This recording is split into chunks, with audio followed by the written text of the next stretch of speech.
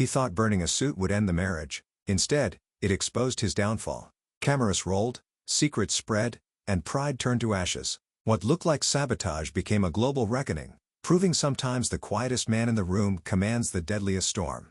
The wedding day inferno.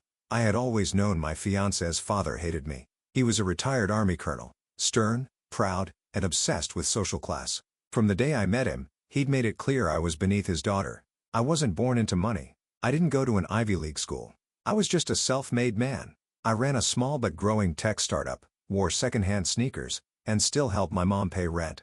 But I loved his daughter, Aisha, with everything in me, and she loved me back fiercely against his wishes. So when we decided to get married, we expected resistance. But what we got was a declaration of war. The morning of the wedding was bright and full of promise. I stood outside the dressing suite of the wedding venue, the tailor-fitted navy suit hanging inside. Aisha had messaged me sweetly. "Almost ready. I love you. Don't cry when you see me in the dress."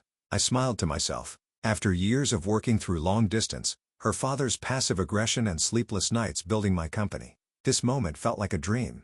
Then came Colonel Hamid. He strolled into the hallway with two of his old army buddies. His face was stone cold, but there was something dangerous in his eyes, like a storm that had finally decided to hit land. Without a word, he marched into the dressing suite, locked the door from inside, and moments later, I saw it. Smoke, then flames. I banged on the door. "What the hell are you doing? Open it." The door flew open, and there he stood, grinning like a madman as my wedding suit burned in his hands, the fabric curling and blackening with every lick of fire. "Now you can't marry my daughter," he sneered. "She deserves a real man, not an orphan with a laptop."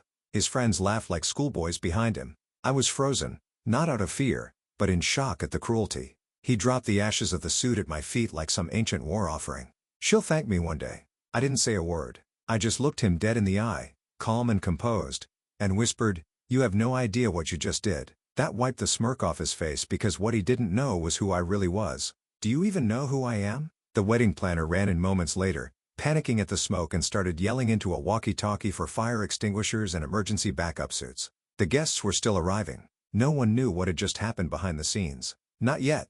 But Colonel Hamid knew. And I could tell that little phrase I'd left him with was rattling around in his head like a warning siren. He followed me outside the dressing suite. "You're bluffing," he snapped. "What are you going to do now? Cry to your mother?" That did it. I turned slowly to face him, and I said calmly so he'd hear every word, "You want the truth, Colonel? I'm not just some orphan with a laptop. I'm the majority investor in Ridgeway Holdings, the company that acquired your pension fund last quarter, and the venue you're standing in right now. I bought it last month under a different name." His mouth parted, confused. His two military friends exchanged awkward glances. I stepped closer, voice still low and razor sharp. "This wedding? I paid for everything. Not just the venue, but the catering, the decoration, the suit fittings, the dresses, the hotel rooms for your guests, your cigars, your scotch, and even your ride here today. The limo. That's my company fleet." His face drained of color. "You didn't just burn a suit, Colonel," I finished. "You burned a bridge. And you did it in front of your entire family." He looked like he'd been struck across the face. Just then, my best man walked out, holding a backup tuxedo I'd prepared weeks ago, just in case of emergency sabotage. I took it, nodded, and calmly walked back toward the suite, but not before whispering over my shoulder, "Enjoy the ceremony. I'll make sure the photos capture your expression today. It's priceless. The ceremony no one will ever forget." I walked back into the venue with confidence, dressed in a jet black tuxedo that radiated silent defiance. My best man adjusted my collar and whispered, "You look like vengeance in human form." Guests turned. Some murmured, confused about the change of attire. Others clapped lightly, unaware of the chaos that had just taken place, but not her father. He was standing near the aisle, sipping champagne with smug satisfaction. His grin vanished the moment he saw me. The glass slipped from his hand and shattered. I walked up to him slowly and said just loud enough for the nearby guests to hear, "You have no idea what you just did." He swallowed. "What are you talking about?"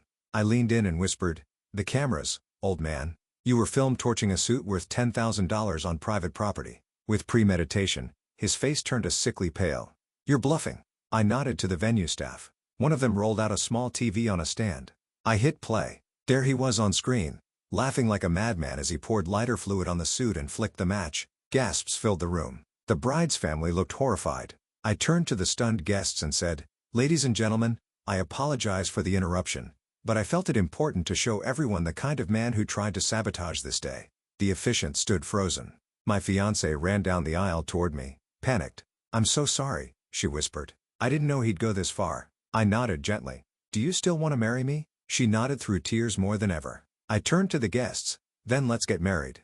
As the ceremony resumed, her father was escorted out, silent, defeated, and facing criminal charges. But this was only the beginning. The backlash. The wedding went on flawlessly. The vows, the kiss, the applause, all more powerful after the chaos that came before. But outside those walls, a storm was brewing. The video of her father torching my suit had already been uploaded.